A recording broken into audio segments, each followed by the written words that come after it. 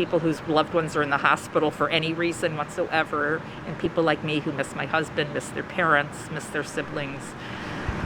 Please wear your mask. For months, Renee has only been able to see her husband through a nursing home window, but tomorrow that's going to change as nursing homes are allowed to begin outdoor visitation. News 5's Emily Hamilton explains the rules and why some facilities might just have to remain closed to visitors.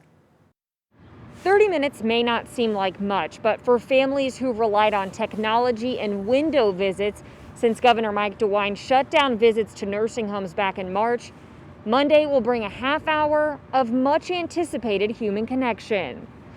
I used to come visit Andrew a few times a week. We would spend at least an hour, sometimes a few hours a day playing games. Renee Krause has been visiting her husband in a nursing home multiple times a week for 15 years. But the COVID-19 pandemic brought that quality time to a halt. And I can't do that with them anymore, so I miss that. So I just come out here, sit with them when the weather permits. Monday's reopening of outdoor nursing home visits is one of Governor Mike DeWine's latest moves to loosen COVID-19 restrictions for Ohioans.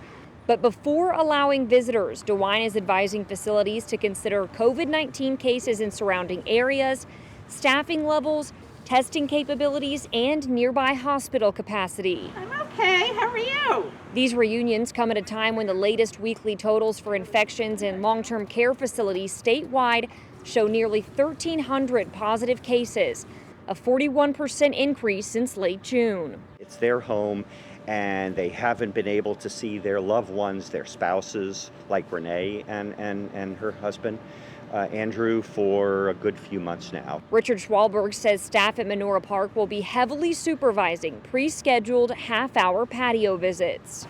They first get their temperature checked at the entrance to each patio, like the one over there. They ask them about any symptoms and anybody they may have been exposed to. Residents and visitors must maintain a social distance of 6 feet and wear masks throughout the entire visit. Tomorrow I'll get to see you without the window. I'm very excited to see him again, even though it's 6 feet apart. I'm excited to see him without that plate of glass between us. Keep in mind it's up to the individual facilities when to open to visitors. So just because they can Monday doesn't mean they will. We have more on rules and restrictions you should know about before visiting your loved one on our News 5 app. Reporting in Beechwood, Emily Hamilton, News 5.